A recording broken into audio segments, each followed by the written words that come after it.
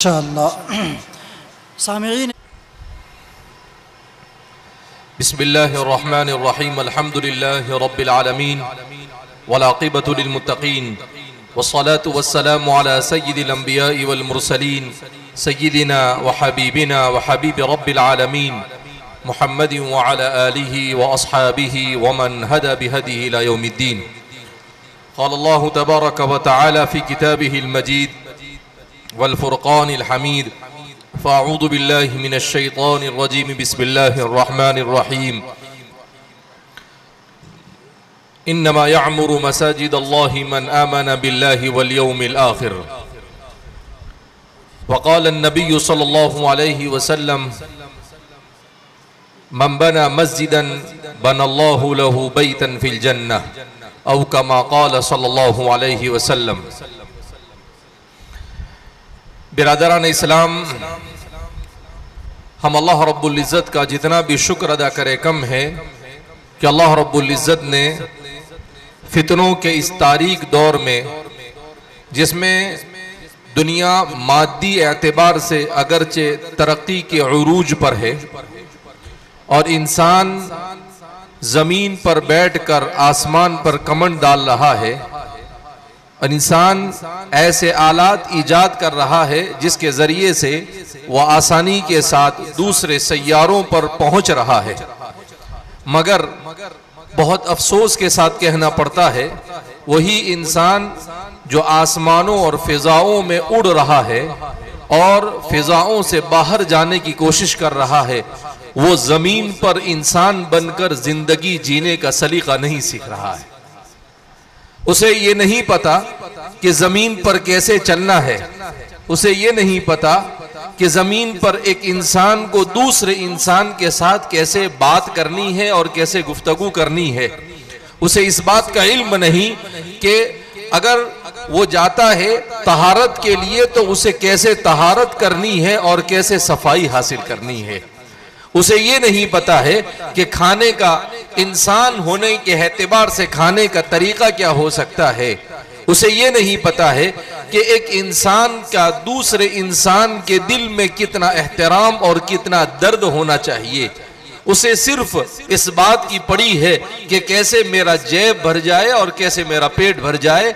मैं अपनी कुर्सी के लिए, मैं अपना जेब भरने के लिए, मैं अपनी दुनिया को बनाने के लिए अगर किसी को मारने की भी नौबत आए तो उससे इंसान कतराता नहीं है। अगर किसी को लूटने की भी नौबत आए तो इंसान उससे कतराता नहीं है। अगर किसी की इज्जत पर आंच भी डालने की नौबत आए, उसकी इज्जत को पामाल भी करने की जरूरत पड़े, तब भी इंसान कतराता नहीं है। और ऐसी सूरत में भी अगर इंसान ये दावा करे कि वो तरक्की के उरूज पर है तो मैं समझता हूं ये इंसानियत से गिरी हुई बात है। लिहाजा एक सवाल पैदा होता है कि आखिर ये इंसान इतनी घटिया हरकतों पर क्यों, और इंसान इतनी गिरी हुई हरकतें क्यों करता है। उसकी एक ही बुनियादी वजह है और वो बुनियादी वजह है इंसान का अपने खालिक से रिश्ते का कमजोर हो जाना। जब इंसान का अपने खालिक और मालिक से, अल्लाह से रिश्ता कमजोर होता है तो यही चीजें जमीन पर देखने को मिलती है। और जब इंसान का अपने खालिक के साथ रिश्ता मजबूत होता है तो इंसान के पास चाहे खाने के लिए कुछ न हो, रहने के लिए कुछ न हो, आशाइश और तायुश के लिए कुछ न हो, मगर उसके बावजूद जमीन पर इंसान ऐसे जिंदगी गुजारता है कि फरिश्ते भी उसकी जिंदगी पर रश्क करते हैं। क्या हजरत साहबे किराम रिदवानुल्लाहि ताला अन्हुम मजमईन के पास हमारी दुनिया की तरह दुनिया थी? कोई दुनिया नहीं थी उनके पास। उनके पास मकान नहीं थे, उनके पास पंखा नहीं था, उनके पास लाइट नहीं थी, उनके पास गद्दे नहीं थे, उनके पास गाड़ियां नहीं थी, उनके पास फोन नहीं था, मोबाइल नहीं था, माइक नहीं था, कोई चीज नहीं थी। मगर उसके बावजूद जब वो कुरान की तिलावत करते थे तो आसमान से फरिश्ते उतरकर जमीन पर उनके कुरान को सुनने के लिए हल्का लगा देते थे। हजरत उसैद इब्न हुज़ैर रज़ियल्लाहु ताला अन्हु बड़े जलीलुल क़द्र अंसारी सहाबी है। वो फरमाते हैं कि एक मर्तबा मैं नबी करीम सल्लल्लाहु अलैहि वसल्लम के शहर मदीना से बाहर सफर से आया तो मैंने बाहर ही क़ियाम किया और मैं कुरान तहज्जुद में उठा और तहज्जुद में उठकर मैं कुरान करीम की तिलावत करने लगा। तहज्जुद में जब कुरान पढ़ने लगे तो उनका घोड़ा बिदकने लगा, और जब घोड़ा बिदकने लगा तो वो परेशान हो गए कि आखिर ये घोड़ा क्यों बिदक रहा है। बहरहाल वहां पर उनका बच्चा भी छोटा सा सो रहा था। उन्हें डर लगा कि कहीं ये घोड़ा मेरे बच्चे को रौंद न डाले, इसलिए आपने बदरजे मजबूरी कुरान करीम की तिलावत बंद कर दी। फिर सुबह में नबी करीम सल्लल्लाहु अलैहि वसल्लम के दरबार में हाजिर हुए और हाजिर होने के बाद कहा, ए अल्लाह के रसूल सल्लल्लाहु अलैहि वसल्लम, मेरे साथ ऐसा ऐसा वाकया पेश आया। तो अल्लाह के रसूल सल्लल्लाहु अलैहि वसल्लम ने कहा, ए मेरे उसैद, तू इतना प्यारा कुरान पढ़ रहा था कि आसमान से फरिश्ते उतर कर तेरे गिर्द हल्का लगाकर तेरा कुरान सुन रहे थे। तेरी आंखें उसे नहीं देख रही थी, घोड़ा उसे देख रहा था, और उनकी हैयत को देखकर, इतने बड़े बड़े जिस्मों को देखकर वो बिदक रहा था। कहा, अगर तू सुबह तक कुरान पढ़ता रहता तो शायद मदीना वाले भी उन्हें देख लेते। उनके पास कुछ नहीं था, मगर वो अल्लाह के रसूल सल्लल्लाहु अलैहि वसल्लम जिस ईमान को लेकर आए, रसूलुल्लाह सल्लल्लाहु अलैहि वसल्लम जिंदगी जीने के जिस सलीके को लेकर आए, वो सलीका सीखा उन्होंने। तो अल्लाह रब्बुल इज्जत ने ऐसा मकाम अता किया कि नूर से बनी हुई मखलूक, कि अल्लाह की जात भी नूर है और नूर की बनी हुई मखलूक, जिनके बारे में कुरान कहता है, ला यासून अल्लाह मा अमरहुम व यफअलून मा युमरून, कि वो जर्रा बराबर अल्लाह की नाफरमानी नहीं करते। वो मखलूक भी खाक से बने हुए इंसान के इर्द गिर्द उसकी जबान से कुरान को सुनने के लिए हल्का लगा रहे हैं। आज का इंसान इसी खाक से बना हुआ है, और वो कुरान की तिलावत करने के बजाय म्यूजिक और गाने में अपनी जिंदगी गुजार रहा है। जबकि हदीस पाक में नबी करीम सल्लल्लाहु अलैहि वसल्लम इरशाद फरमाते हैं कि अल-गीना तुम्बितुन निफाक फिल क़ल्ब, गाना सुनने से और म्यूजिक और मौसीकी के सुनने से दिल में निफाक पैदा होता है। निफाक किसको कहते हैं? कि आदमी जबान से अल्लाह को माने, इस्लाम को माने, और दिल से अल्लाह को और इस्लाम को न माने। कुरान करीम में अल्लाह फरमाते हैं, इन्नल मुनाफिकीन फी दर्किल अस्फली मिनन नार, जहन्नम में सबसे नीचे अगर कोई होगा, काफिर से, मुशरिक से, यहूद से, नसारा से, फिरौन से, हामान से, नमरूद से, वो सब ऊपर होंगे, और उनके भी नीचे अगर कोई होगा तो वो मुनाफिक होगा। मेरे और आपके आका कहते हैं कि इन गानों और म्यूजिक के सुनने से निफाक पैदा होता है, ईमान से बंदा महरूम हो जाता है। और आज का मुसलमान नौजवान, आज का मुसलमान अढेर उम्र, और आज का मुसलमान औरतें, हर एक इस गुनाह के अंदर में ऐसे मुब्तला है गोया कि ये गुनाह ही नहीं है। तो मेरे भाइयों, दोस्तों और बुजुर्गों, हमें अपनी जिंदगी पर गौर करने की जरूरत है। मुझे और आपको जो ये ईमान मिला है, ये कोई मामूली नेमत नहीं है। अल ईमानु मिफ्ताहुल जन्नह, ईमान ये जन्नत की चाबी है। ईमान ये क्या है? जन्नत की चाबी है। आज ही सुबह में मेरा बच्चा मेरे पास पढ़ रहा था मिशकात शरीफ, तो वहां पर हजरत वहब इब्न मुनब्बह का एक अजीब व गरीब कौल गुजरा। हजरत वहब इब्न मुनब्बह फरमाते हैं कि जो चाबी होती है, उस चाबी के अंदर में क्या बने हुए होते हैं? निशानात बने हुए होते हैं। अगर वो न हो तो चाबी नहीं खुल सकती। कहा, ईमान ये चाबी है और आमाल सालिहा वो निशानात है। अगर वो नहीं होंगे तो जन्नत नहीं खुल सकती है और जन्नत में नहीं जा सकते हैं। तो मेरे प्यारे दोस्तों और बुजुर्गों, मैं और आप ये खुशकिस्मत इंसान है जिस रुए जमीन पर हम जिंदगी गुजार रहे हैं। इस जमीन पर इस वक्त 850 करोड़ इंसान है। कितने करोड़ इंसान है? 850 करोड़, जिनमें से 200 से 250 करोड़ वो ईमान वाले हैं, और 500 से लेकर 600 करोड़ वो लोग हैं जो ईमान से महरूम है। ईमान नहीं मिला उन्हें। जिनको ईमान मिला है उनको ईमान की कदर नहीं, और जिन्हें ईमान नहीं मिला है वो ईमान के लिए परेशान है। बहुत सारे लोग ऐसे हैं, वो ईमान लाना चाहते हैं, मगर वो कभी अपने घर वालों से, कभी अपनी इज्जत से, कभी अपनी कुर्सी का उन्हें डर लगता है, कभी अपनी दौलत का डर लगता है, कभी अपनी बीवी बच्चों का डर लगता है, वो ईमान नहीं लाते हैं। मगर उनमें से अगर कोई ईमान में आ जाता है एक मर्तबा, तो वो हमसे ज्यादा सच्चा और पक्का मुसलमान बनता है। हमारे एक दोस्त बता रहे थे कि एक मर्तबा बरतानिया में मस्जिद से नमाज पढ़कर कुछ लोग निकले, एक गोरा भी निकला जो नया नया इस्लाम में दाखिल हुआ था। उसने जब उसके साथ दूसरा एक नौजवान जो जमात में लगा हुआ था, उसने अपने दोस्त से कहा जो अपनी दुकान पर बैठा हुआ नमाज के लिए नहीं आया, कहा देखो ये कुछ दिन पहले मुसलमान हुआ और मेरे साथ नमाज के लिए, और हर नमाज में सफ़े अव्वल में इमाम के पीछे नमाज पढ़ता है तकबीर उला के साथ, और तुम हो मुसलमान घराने में पैदा हुए और तुम्हें नमाज पढ़ने की तौफीक नहीं होती, 10 कदम पर मस्जिद है, तुम नमाज नहीं पढ़ सकते हो। तो उस गोरे ने और नौ मुस्लिम ने उसकी बात सुन ली। तो वो क्या कहता है, छोड़ो इसे, this is by chance Muslim and I am by choice Muslim. कहा ये इत्तेफाकन मुसलमान घर में पैदा हो गया है, मगर मैंने इस्लाम को इख्तियार किया, इस्लाम को पढ़ा, इस्लाम के बरकत को महसूस किया, उसके बाद इस्लाम कबूल किया है। जो कदर मेरे पास इस्लाम की होगी वो कदर इन लोगों के पास इस्लाम की नहीं है। तो ये बाई चांस मुसलमान नहीं होना चाहिए हमें, बल्कि हमें तो सच्चा और पक्का मुसलमान होना चाहिए। और सच्चा और पक्का मुसलमान होने के लिए आदमी को मेहनत करनी पड़ती है, अपने घर में मेहनत करनी पड़ती है, अपने गांव में मेहनत करनी पड़ती है, अपने मोहल्ले में मेहनत करनी पड़ती है, अपनी मस्जिद में मेहनत करनी पड़ती है, अपने मुल्क में मेहनत करनी पड़ती है, और पूरी दुनिया के चप्पे चप्पे के इंसान को इस ईमान से और खालिक से जोड़ने के लिए उसे फिक्रें करनी पड़ती है।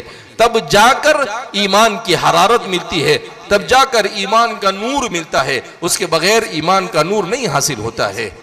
तो मेरे भाइयों, दोस्तों और बुजुर्गों, हम यहाँ पर जमा हुए हैं, क्यों जमा हुए हैं? माशाल्लाह अभी कुछ दिनों पहले ही हाफिज हारून साहब और उनके साथ यहाँ के जो जिम्मेदारान है वो मेरे पास आए और उन्होंने कहा कि हम मस्जिद बनाना चाहते हैं, और आप बड़ी मस्जिद बनानी है, इसलिए कि मरकजी शहर है और अतराफ में मुसलमानों की काफ़ी बड़ी तादाद है, देहातों में मुसलमान रहते हैं, लिहाजा अगर आप अपना कोई वक्त दे दे तो हम अपनी मस्जिद को खड़ी कर दे। मैंने कहा कि मुसलमान तो मस्जिद ऐसे चुटकियों में बना देता है, मुसलमान को मस्जिद बनाने के लिए दुल्हन की तरह उसको नाज नखरे नहीं उठाने पड़ते हैं, वो तो बड़ी आसानी से बना लेता है। और फिर मैंने कहा कि अभी पिछले 1.5 साल में यहाँ औरंगाबाद और वैजापुर और इस पूरे इलाके के अंदर में तकरीबन 4 से 5 ऐसी बड़ी बड़ी मस्जिदें बनी, कोई 2.5 करोड़ की, कोई 3 करोड़ की, कोई 2 करोड़ की मस्जिद। माशाल्लाह हमारे वालिद साहब ने एक स्कीम जारी की है, मुसल्ला स्कीम। उस स्कीम के जरिए से एक मजलिस के अंदर में लोगों ने पूरे पैसे दे दिए। एक साल पहले, 1.5 साल पहले प्रोग्राम किया, जैसा आपके यहाँ प्रोग्राम हुआ, और अल्हम्दुलिल्लाह अभी 2-3 हफ्ते से मुसलसल वो फोन कर रहे हैं कि मौलाना मस्जिद बन चुके हैं, अब आप इफ्तिताह के लिए कब आ रहे हैं।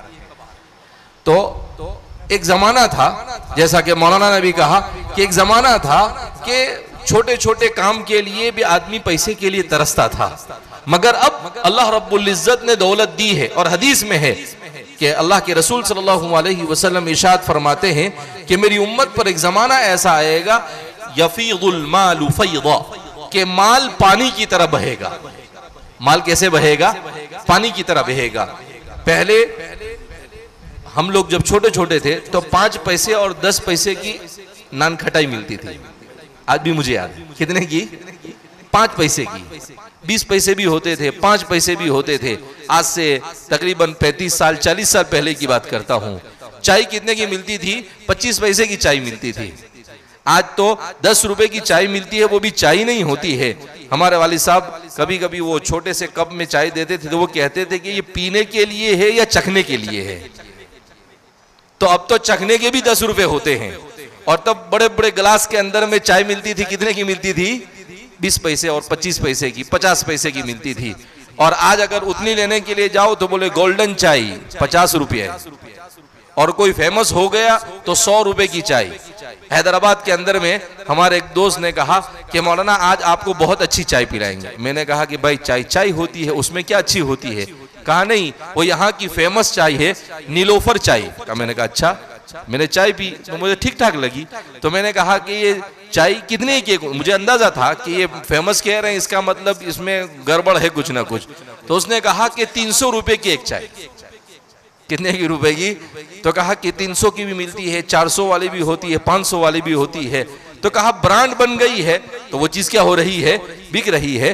तो एक जमाना था लोगों के पास दौलत नहीं थी, अब अल्लाह ने दी है, तो इस दौलत को अल्लाह के राह में खर्च करना, ये और क्यों खर्च करना? ताकि मेरा और आपका ईमान बचे, हमारी नस्लों का ईमान बचे।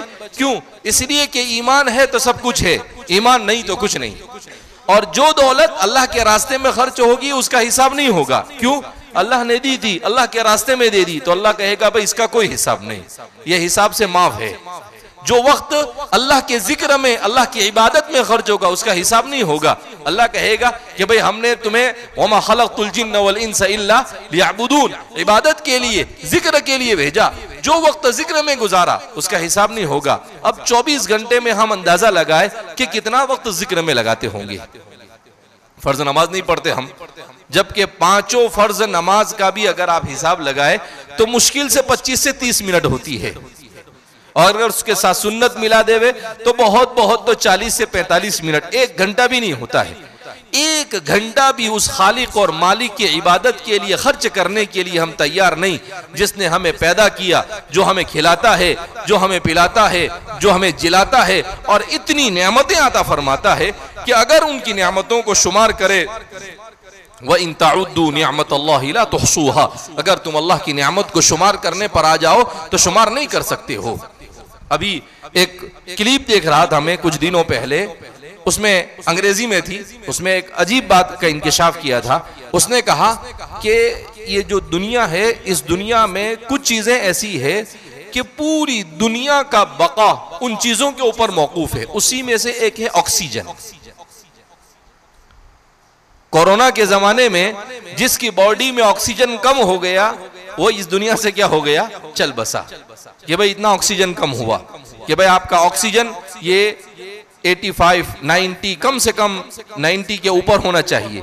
अगर 90 से नीचे आता है 40, फिर 30 होता है, फिर 20 आता है। जहां ऑक्सीजन आपकी बॉडी में कम हुआ कि फिर आपकी रूह क्या हो जाती है? इस बदन खाकी को छोड़कर खैराबाद कहकर चली जाती है। उसने उस वीडियो के अंदर में साइंटिस्ट ने बड़ी अजीब बात कही। उसने कहा सिर्फ इंसान का बका ऑक्सीजन पर नहीं है, ये पूरी दुनिया का बका ऑक्सीजन पर है। उसने कहा कि अगर 5 सेकंड के लिए ऑक्सीजन इस दुनिया से हटा दिया जाए तो एक भी बिल्डिंग जमीन पर खड़ी नहीं रह सकती। ये ईंट है, ये लोहा है, ये सीमेंट है, ये जो खड़े हुए हैं एक दूसरे को पकड़ कर रखे, वो किसकी वजह से है? ऑक्सीजन की वजह से। ऑक्सीजन का हटाओ, आराम से वो जमीन 1 सेकंड में वो जमीन पर आ जाएंगे। कहा इंसान के बदन की जो हड्डियां हैं ये ऑक्सीजन की वजह से मजबूत है, अगर ऑक्सीजन हट जाए तो ये सारी हड्डियां टूट जाए। कहा ऑक्सीजन के हटते ही हमारी हड्डियां टूट जाएगी। ये जो चमड़ी है हमारी, ये सही सालिम है ऑक्सीजन की वजह से। अगर 2 सेकंड के लिए ऑक्सीजन को हटा दिया जाए तो ये चमड़ी पानी की तरह बहकर जमीन पर गिरना शुरू कर दे। तो उसने लिखा कि और अगर 5 सेकंड के लिए, 5 मिनट नहीं, कितने सेकंड के लिए? 5 सेकंड के लिए ऑक्सीजन को अल्लाह इस दुनिया से दूर कर दे, पूरी दुनिया का निजाम तहस नहस हो जाए, कुछ भी बाकी ना रहे। और वो ऑक्सीजन अल्लाह मुझे और आपको फ्री में देता है। कैसे देता है? यही ऑक्सीजन अगर अल्लाह ये कहता कि ऑक्सीजन को तुम्हें बॉटल लेकर मुंह पर लगा करना पड़ेगा तो एक दिन में आपको और मुझे कम अज कम 5 से 7 हजार का ऑक्सीजन लगता, और ऊपर से वो मुंह पर लगा रहता तो आदमी करता क्या? न बोल सकता था, मैं आपके सामने तकरीर भी नहीं कर सकता था ऑक्सीजन लगा हुआ हो तो। आप ध्यान से सुन भी नहीं सकते थे। क्यों? इसलिए कि आप इस फिक्र में कि भाई ऑक्सीजन बराबर में ले रहा हूं या नहीं ले रहा हूं। आप भी टेंशन में, मैं भी टेंशन में, सारी दुनिया टेंशन में होती। लेकिन अल्लाह ने टेंशन फ्री किया, पैसा फ्री और टेंशन भी फ्री। तो अल्लाह ने ऐसी बेशुमार नेमतें इंसान को अता फरमाई है कि उन नेमतों को अगर अल्लाह रब्बुल इज्जत हिसाब करना, इसीलिए उम्मुल मोमिनीन आयशा सिद्दीक़ा रज़ियल्लाहु तआला अन्हा फरमाती है मन नूक़िश फ़क़द उज़्ज़िबा। कल क़यामत के दिन जब एक एक कर कर बंदे अल्लाह के सामने हाजिर होंगे, जिसको अल्लाह सवाल करना शुरू कर देगा, समझ जाने का कि इसके लिए अज़ाब पक्का है। हम अल्लाह के एक सवाल का जवाब नहीं दे सकते। कितने सवाल का? एक सवाल। अगर अल्लाह ने सिर्फ इतना पूछ लिया कि मेरी एक नेमत तुमने पानी इस्तेमाल की, जरा मुझे पानी का हिसाब दे दो, तो मैं और आप अल्लाह के एक घूंट पानी का हिसाब नहीं दे सकते। इसलिए मेरे प्यारे दोस्तों और बुजुर्गों, ईमान और इस्लाम की हमें कदर होनी चाहिए, और ईमान और इस्लाम ही को बचाने के लिए अल्लाह रब्बुल इज्जत ने ये मसाजिद के निज़ाम को जारी किया। ये मसाजिद क्या है? जैसे मोबाइल के अंदर में चार्जिंग खत्म हो जाता है तो आदमी चार्जर भी ढूंढता है और प्लग भी ढूंढता है और बिजली है कि नहीं वो भी देखता है। बिल्कुल इसी तरीके से दुनिया की कशिश में इंसान खो जाता है।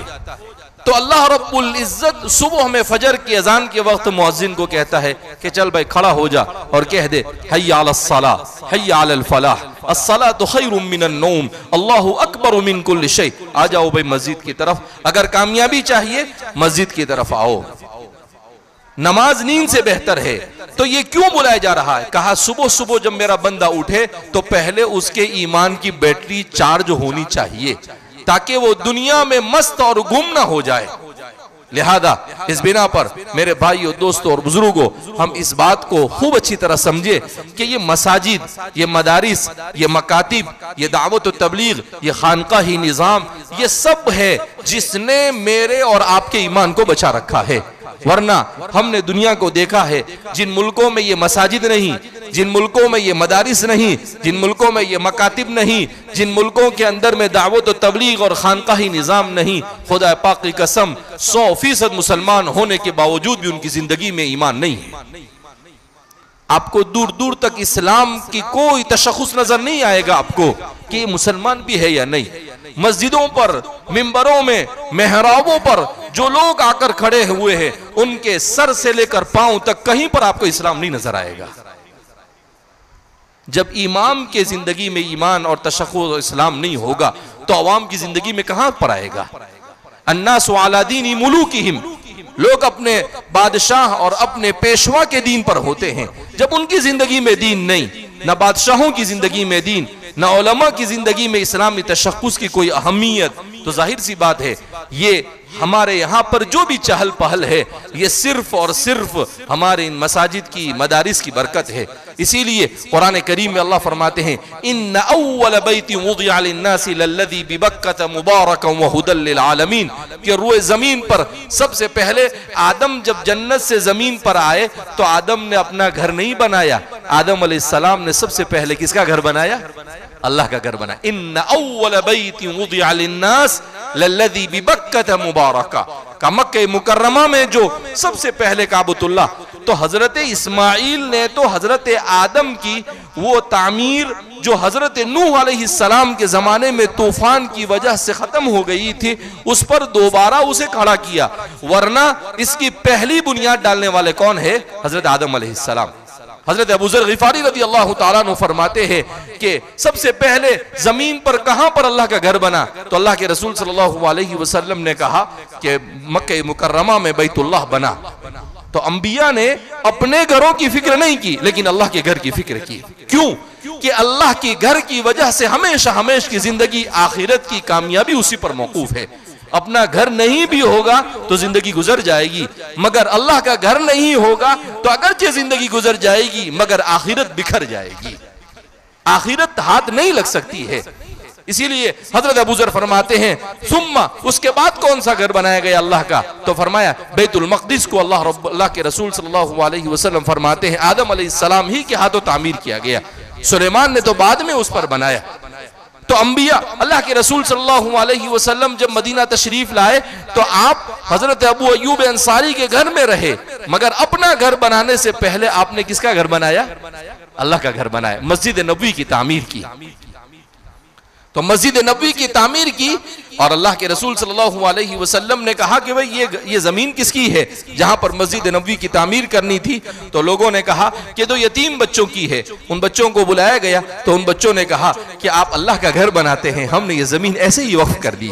तो अल्लाह के रसूल सल्लल्लाहु अलैहि वसल्लम ने कहा, नहीं तुम यतीम हो, मैं तुम्हारी ज़मीन को ऐसे नहीं ले सकता हूँ। अपने सहाबा से पहले पूछे, उससे पहले ही अबू बकर खड़े हुए, कहा अल्लाह के रसूल सल्लल्लाहु अलैहि वसल्लम मैं अबू बकर हूँ, यानी मैं कह रहा हूँ ज़बान हाल से उनके कि मैं अबू बकर हूँ, मैं इनकी ज़मीन के पैसे मैं अदा कर दूंगा। तो हज़रत अबू बकर ने मस्जिद नबवी की उस ज़मीन के पैसे अदा किए और फिर उसके बाद अल्लाह के रसूल सल्लल्लाहु अलैहि वसल्लम और सहाबा मस्जिद नबवी की तामील करने लगे। तो सहाबा ने हुजूर को पकड़ा और अल्लाह के रसूल के हाथ पकड़ कर कहा कि हम आपसे माफ़ी चाहते हैं, आप तशरीफ़ रखे, हम आपके खुद्दाम यहाँ पर है, हम बना लेंगे। अल्लाह के रसूल सल्लल्लाहु अलैहि वसल्लम ने कहा, अल्लाह का घर बने और अज्र तकसीम हो रहा हो और मैं उस अज्र से महरूम रह जाऊं, मेरी तबीयत इसे गवारा नहीं करती है। मैं भी तुम्हारे साथ इसकी तामीर में शरीक होकर इस अज्र के अंदर में शरीक होना चाहता हूं। अल्लाह के रसूल सल्लल्लाहु अलैहि वसल्लम अपना घर अपने हाथ से नहीं बना रहे हैं, मगर अल्लाह के घर को अपने हाथ से बनाने के लिए जबकि बड़ी परेशानियों से गुजर रहे हैं, उसके बावजूद भी तो इससे अंदाजा लगाया जा सकता है कि हजरत अंबिया किराम अलैहिमुस्सलातु वस्सलाम ने इन मसाजिद क्यों कि ये मस्जिद ये हमारे रूहानी मराकिज है, ये हमारे तालीमी मराकिज है, इसी के बलबूते पर हमारा ईमान और हमारी नस्लों का ईमान महफूज है। लिहाजा इस बिना पर हमें जहां कहीं भी अल्लाह का घर बने और अल्लाह ने जो भी इंसान को दिया हुआ हो उसे उस पर खर्च करने की कोशिश करनी चाहिए। कुरान करीम तो कहता है, मसलुल लज़ीना युनफ़िक़ूना अम्वालहुम फ़ी सबीलिल्लाहि कमसलि हब्बतिन अंबतत सबअ सनाबिल फ़ी कुल्लि सुंबुलतिन मिअतु हब्बा, के अल्लाह के रसूल सल्लल्लाहु कुरान में अल्लाह फरमाते हैं कि एक रुपया अल्लाह के रास्ते में दोगे तो ऐसा ही है जैसे गेहूं के एक दाने को मिट्टी में डालो तो उससे उसका पौधा उगता है और उसमें 7 बाली होती है और हर बाली में 100 दाने होते हैं, एक दाने से 700 दाने उगते हैं। कहा तुम अल्लाह के रास्ते में एक खर्च करोगे, अल्लाह तुम्हें 700 कम से कम देगा। वल्लाहु युदाइफु लिमन यशा, और अगर तुम्हारा इखलास बहुत अच्छा होगा तो 700 से ज्यादा भी मिल सकता है। तो अल्लाह का दरबार लगा हुआ है और अल्लाह रब्बुल इज्जत कह रहे हैं कि भाई आ जाओ और अपनी आखिरत को बनाने की कोशिश और फिक्र करो। माशाअल्लाह हमारे हिंदुस्तान के अंदर में बहुत सारी मसाजिद बनी। अल्लाह रब्बुल इज्जत ने खादिमुल कुरान वल मसाजिद हमारे वालिद साहब के हाथों इस मुल्क में तकरीबन 8000 से ज्यादा मस्जिदें तामीर करवाई। कितनी मस्जिदें तामीर करवाई? 8000। हमारे वालिद साहब के उस्ताद हजरत मौलाना जुल्फ़िकार साहब, सैयद जुल्फ़िकार अहमद साहब नव्वरल्लाहु मरक़दहू, वो फरमाया करते थे कि गुलाम अल्लाह ने तेरे हाथ से इतनी मस्जिदें बनवाई कि हिंदुस्तान में कोई मुगल बादशाह नहीं, पूरा मुगल अंपायर भी इतनी मस्जिदें नहीं बना सका। तो ये अल्लाह की तौफीक है। क्यों? इसलिए कि उनको फिक्र थी इस बात की कि हमारी नस्लों में और हमारे मुआशरे के अंदर में ईमान क्या होना चाहिए? जिंदा रहना चाहिए। लिहाजा इस बिना पर मेरे भाइयों, दोस्तों और बुजुर्गों, हमारे यहाँ पर भी जो मस्जिद बन रही है ये मरकजी शहर है, इसके अतराफ व अकनाफ में भी माशाअल्लाह मुसलमान बड़ी तादाद में रहते हैं। तो हमें इस बात की फिक्र होनी चाहिए कि इस बनने वाली मस्जिद में हमारा पैसा लगेगा। भाई हमारा ईमान बचाना हमारी जिम्मेदारी है, किसी और की जिम्मेदारी? हमारी जिम्मेदारी है। तो हम किसी दूसरे पर क्यों भरोसा करें? हमें अपनी जिम्मेदारी को, जैसे आदमी अपना घर बनाता है तो अपनी फिक्र से बनाता है, तो अपनी आखिरत को बनाना है तो अपने पैसे से बनाएंगे। किसी दूसरे पर हमें एतमाद और भरोसा करने की जरूरत नहीं है। बहरहाल चूंकि काफी देर भी हो चुकी है, लिहाजा इस बिना पर अपनी बात को ज्यादा तूल न देते हुए एक बात अल्लाह के रसूल सल्लल्लाहु अलैहि वसल्लम ने इरशाद फरमाई। हजरत उस्मान इब्न अफ़्फ़ान रज़ियल्लाहु ताला अन्हु के जमाने में मस्जिद नबवी की तजदीद हो रही थी। तो मस्जिद नबवी की तजदीद में सहाबा ने बढ़ चढ़कर हिस्सा लिया। मस्जिद नबवी की तौसी भी हो रही थी, उसको बड़ा किया जा रहा था। तो हजरत उस्मान बिन अफ़्फ़ान रज़ियल्लाहु ताला अन्हु ने जब आवाज लगाई तो लोगों ने अपने दौलत के ढेर लगा दिए। जी, तो लोगों ने ढेर लगा दिए। हजरत उस्मान बिन अफ़्फ़ान रज़ियल्लाहु ताला अन्हु ने जब देखा तो उस्मान ने कहा, मैंने अल्लाह के रसूल को ये फरमाते हुए सुना है, मन बना मस्जिदन इब्तगा बिही वजहल्लाह बनल्लाहु लहू बैतन फिल जन्नह, जो अल्लाह का घर बनाएगा और उससे ये अल्लाह की रजामंदी के अलावा और कोई नियत उसकी नहीं होगी, अल्लाह जन्नत में उसके लिए घर बनाएगा। तो तो इसलिए मेरे भाइयों, दोस्तों और बुजुर्गों, हमें भी कोशिश करनी कि हमारे इस मरकज को, जो इस पूरे इलाके में इंशाअल्लाह हिदायत के फैलने का जरिया होगा, उसे बनाने में हमें बढ़ चढ़ कर हिस्सा लेना है।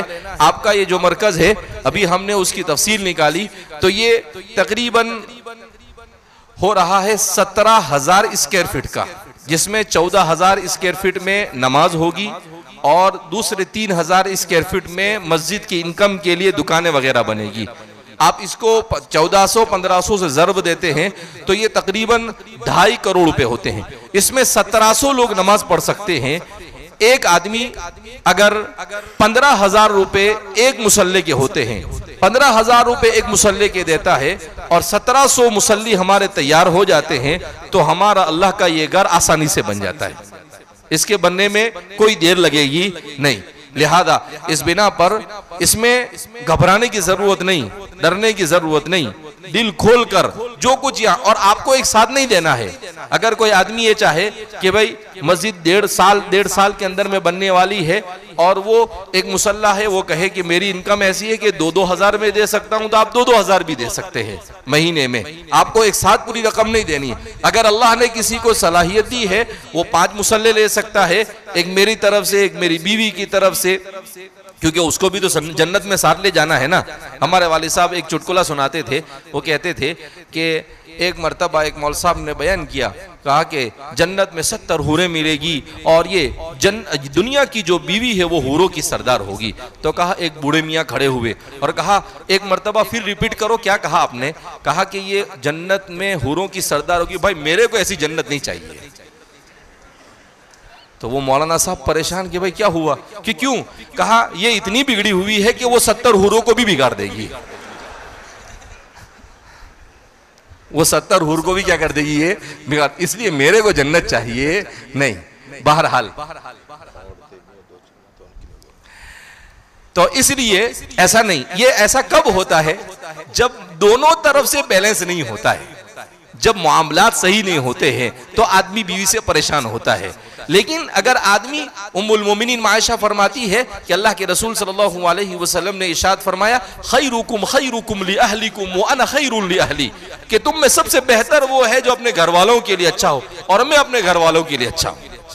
तो होता क्या है कि औरत की तरफ से ज्यादती कब होती है? जब मर्द की तरफ से कोई ना कोई ज्यादती होती है। लेकिन आपके अखलाक अच्छे होंगे तो सामने से भी आपको अच्छा ही रिप्लाई होगा, वहां से भी आपको अच्छा सुलूक मिलेगा। लिहाजा इस बिना पर मुझे बताया गया कि भाई औरतें भी है यहाँ पर, तो जाहिर सी बात है औरतें भी हमारे मुआशरे का हिस्सा है। और हमारे दूसरे खतीबों को भी बोलना चाहिए था कि भाई पर्दा नशीन खवातीन भी यहाँ पर आई हुई है। वो बेचारी कहेगी कि हमारे बारे में तो ये मौलाना लोग कुछ बोलते ही नहीं है। अल्लाह के रसूल सल्लल्लाहु अलैहि वसल्लम को भी एक मर्तबा औरतों ने शिकायत की, कहा आप सब मर्दों के बारे में ही बोलते रहते हैं, कभी औरतों को भी जमा करो, कभी औरतों को भी कुछ कहो। तो फिर अल्लाह के रसूल सल्लल्लाहु अलैहि वसल्लम औरतों को जमा करते थे और उन्हें दीन सिखाते थे, उन्हें बताते थे कि तुम पर तुम्हारे शौहर के क्या हुकूक है और तुम्हें किस तरीके से जिंदगी गुजारनी चाहिए। एक मर्तबा औरतों ने शिकायत की कि अल्लाह के रसूल सल्लल्लाहु अलैहि वसल्लम आप चंदा सिर्फ मर्दों से जमा करते हो, औरतों से भी चंदा जमा करने की कोशिश करो। तो हुजूर ने कहा कि चलो ठीक है, अगर तुम्हारी यानी वो औरतें भी कैसी थी कि पैसे देने के लिए परेशान है, यहां तो पैसे मांगने वाला परेशान हो जाता है। तो कहा कि आप हमसे भी एक आध मर्तबा को भी मांग लिया करो, हम भी अपने पास जो कुछ माल है वो देना चाहते हैं। हजरत अबू हुरैरा रावी है, वो फरमाते हैं कि अल्लाह के रसूल सल्लल्लाहु अलैहि वसल्लम ने हमसे कहा कि बिलाल और अबू हुरैरा जरा एक कोई रुमाल वहां पर बिछा दो। तो फरमाते हैं हमने बिछा दिया। औरतों ने अपना जेवर और अपने पास जो कुछ था उसमें इतना डाला कि 4 लोग भी उसको उठाने से आजिज आ गए। 4 लोग भी उसको उठाने से क्या आ गए? आजिज आ गए। ऐसा दिल खोल कर दिया। तो इसलिए अल्लाह के रास्ते में और वो क्यों ना देते? उन्होंने तो सुना था लन तनालुल बिर्रा हत्ता तुनफिकु मिम्मा तुहिब्बून, कि उस वक्त तुम नेकी को कामिल नहीं पा सकते जब तक कि अपनी पसंदीदा चीज को अल्लाह के रास्ते में खर्च न करो। हमारी औरतों की जिंदगियों में क्यों दीन नहीं? इसलिए कि हमने औरतों पर मेहनत नहीं की। मस्जिदों में बयान होता है तो मर्द होते हैं, औरतों के ऊपर भी मेहनत करनी चाहिए। इर्तिदाद का फितना क्यों मंडला रहा है? इसलिए कि हम अपने घरों में दीन की मेहनत नहीं करते। मर्द तो कुछ भी नमाज पढ़ लेता है, लेकिन हमारी औरतें तो अगर मर्द 95% नमाज नहीं पढ़ता, 5% पढ़ता है, तो औरतें 99% नहीं पढ़ती, 1% मुश्किल से औरतें नमाज पढ़ती होगी। और जब औरतों की जिंदगी में दीन नहीं होगा तो नस्लों से दीन नुसरत हो जाएगा। इसलिए हमें अपनी औरतों पर दीन की मेहनत करना बहुत जरूरी है। हकीमुल उम्मत मुजद्दिद मिल्लत हजरत थानवी रहमतुल्लाहि अलैह, उन्होंने एक किताब लिखी है हयातुल मुस्लिमीन, बड़ी प्यारी किताब है। हजरत ने लिखा है कि इस किताब पर मुझे अपनी मग़फ़िरत की उम्मीद है। क्यों? आपने उस किताब को लिखा है इसलिए कि जो मुसलमान मर्द और औरत दीन को मुकम्मल कहीं जाकर सीख नहीं सकता, कहा वो इस किताब को एक मर्तबा पढ़ लेगा, अल्लाह की जात से उम्मीद है कि वो ईमान का वाफिर मिक़दार हासिल कर लेगा। लिहाजा कुछ नहीं तो हयातुल मुस्लिमीन को अपने घरों में, अपने घरों के अंदर में तालीम करें। मुख्तलिफ ज़बानों में भी उसके तर्जमे हो गए हैं। अपने ज़माने का मुजद्दिद जब ये कह सकता है कि मुझे अपनी मग़फ़िरत की उम्मीद है इस किताब पर, तो कितनी मेहनत से लिखी होगी। तो इसलिए हमें अपनी औरतों में भी दीन के लिए फिक्र करनी चाहिए। बहरहाल चूंकि आप भी काफ़ी देर से यहाँ पर बैठे हुए हैं, लिहाजा इस बिना पर ज़्यादा वक्त न लेते हुए आप हज़रात से गुजारिश है कि माशाअल्लाह हाफिज हारून साहब और उनके रुफ़क़ा ने बड़ी मेहनत से आप हज़रात को यहाँ पर जमा किया है, और उसका मकसद 2 in 1 कि भाई आप उलमा के बयान को सुनकर अपनी ईमान की बैटरी को चार्ज भी कर लो, और साथ साथ में अल्लाह का जो घर बनाया जा रहा है तो उसके लिए आखिरत में अपना बैलेंस भी जमा कर दो। तो ऐसा तो कितना आसान काम है कि आपकी आखिरत की फिक्रें दूसरे कर रहे हैं, तो आपको तो और बढ़ चढ़कर हिस्सा लेना चाहिए। और इस उम्मत को मैंने कहा कि कई मस्जिदें ऐसी, करोड़ों की मस्जिदें बन गई। अभी एक वाकया मैं आपको सुना दूं। एक जगह पर गुजरात में पालनपुर के इलाके के अंदर में वो 6-7 महीने पहले कुछ अहबाब हमारे वालिद साहब के पास आए। कहा एक आदमी ने 52 एकड़ जमीन वक्फ की। एक ही आदमी ने कितनी जमीन वक्फ की? 52 एकड़। यहाँ तो 52 गज भी देने को तैयार नहीं होते हम। तो 52 एकड़ जमीन वक्फ की। कहा कि ये मेरी कौम के लिए यहाँ पर हस्पताल बनाओ, स्कूल बनाओ और यूनिवर्सिटी बनाओ। कहा कोई पैसे देने को तैयार नहीं मौलाना। तो वालिद साहब की तबीयत नासाज थी, तो वालिद साहब ने मुझे बुलाया, कहा कि भाई इनकी बात सुनिए आप और इनका मसला हल कीजिए। तो मैंने कहा ठीक है। मैंने उनकी बात सुनी। उन्होंने कहा कि हम मोमन बिरादरी है, चिलिया बिरादरी, 156 देहातों में 6 लाख की तादाद है हमारी, और हम इस तरीके से 450 करोड़ का प्रोजेक्ट बनाना चाहते हैं। तो मैंने कहा बन जाएगा, और आपके पैसे से बनेगा, किसी और के पैसे से नहीं बनेगा। मैंने कहा आप एक काम करो, 156 देहात में से हर देहात से 5-5, 7-7 जिम्मेदारों को जमा करो और इंशाल्लाह एक प्रोग्राम रखो। तो वालिद साहब ने कहा कि प्रोग्राम रखो नहीं, इसके भरोसे मत रहना, ये इसका प्रोग्राम 1 साल नहीं 2 साल तक भी नहीं मिलेगा। कहा कि तुम अब भी इनको तारीख दो। तो मैंने कहा ठीक है। तो फिर देखा कि भाई कौन सी तारीख खाली है और कैसे सेट होता है, तो तारीख दी उनको, और माशाल्लाह वो लोग जमा हुए। तो मैंने उनसे कहा कि देखो 6 लाख लोगों में से 3.5 लाख औरत, बूढ़े और बच्चे निकाल दो, 2.5 लाख मर्द है। अगर 2.5 लाख मर्द हर कमाने वाला 16,000 रुपए देता है, 2.5 लाख आदमी 5 साल में अगर 16,000 रुपए देते हैं तो 450 करोड़ में आपका प्रोजेक्ट खड़ा हो जाता है। और 5 साल में देना है, 1 साल में 3,000, 1 महीने में 300। वो लोग गुटखा और मसाला वगैरह बहुत खाते हैं। तो मैंने कहा भाई कितने का खाते हो तुम? कहा 1500, 2000, 3000 का खा लेते हैं। मैंने कहा बहुत आसान, ये पूरा प्रोजेक्ट तुम्हारे थूक से बनेगा। किससे बनेगा? तुम्हारे थूक से बनेगा, जो तुम खाकर पिचकारी मारते हो उससे बनेगा। कहा कैसे? कहा वो जो 1500 रुपए का महीने में खाते हो तो अब 1200 का कर दो और 300 रुपए इधर दे दो, तो वो तुम्हारा पिचकारी वाला इधर आ जाएगा और ये बन जाएगा। माशाल्लाह उन्होंने हिम्मत की। 4 साल में मुश्किल से 25-30 लाख रुपए जमा हुए थे। अभी 4 महीने के अंदर में 30 से 40 करोड़ रुपए जमा हो गए, और माशाल्लाह स्कूल बन गई, अस्पताल का काम शुरू हो गया। अभी हफ्ता 10 दिन पहले एक प्रोग्राम हुआ था, वहां गए हम, तो आवाम को जमा किया, 72,000 लोग जमा हुए, और फिर अल्हम्दुलिल्लाह एक बड़ी रकम जमा हुई। बम्बई में उनके होटल वाले सब जमा हुए, उनको समझाया कि भाई अपने इदारे होंगे तो अपना ईमान बचा सकते हैं हम, वरना अपनी नस्लों का ईमान अपने इदारों के बगैर नहीं बचा सकते। केजी से लेकर पीजी तक हमारे अपने इदारे होने चाहिए अगर अपनी नस्लों का ईमान बचाना है। उनको समझ में आया। मैंने कहा कि भाई आप तो पैसे वाले हैं, 200-300 लोग हैं, आपसे स्कीम वाले पैसे नहीं, आपसे तो नकद वसूली होगी। जैसे पुराने साथी से नकद वसूली करते हैं ना कि भाई चिल्ला 4 महीना आपको नकद देना है, तो माशाल्लाह एक साथी खड़े हुए बुढ़े मियाँ और कहा मौलाना 1 करोड़ रुपए, फिर दूसरे खड़े हुए 50 लाख। 10 मिनट में इस उम्मत ने 10 करोड़ फेंक दिए वहीं पर। कितने मिनट में? तो दिल होना चाहिए। कैसा होना चाहिए? दिल है। दिल है तो सब कुछ है, दिल ही नहीं है तो सारी दुनिया की भी दौलत है तो कुछ नहीं है। लिहाजा इस बिना पर अल्लाह के रास्ते में हमें खर्च करने के लिए और अपनी नस्लों के ईमान को बचाने के लिए फिक्रमंद होना चाहिए। बहरहाल अल्लाह रब्बुल इज्जत ने जो भी कुछ दिया है हम अपने अपने तौर पर उसमें बढ़ चढ़ कर हिस्सा ले और एक रिकॉर्ड कायम करे कि भाई ये 1700 मुसल्ले इंशाल्लाह 10 मिनट में जमा हो जाएंगे भाई इंशाल्लाह। बोलते भी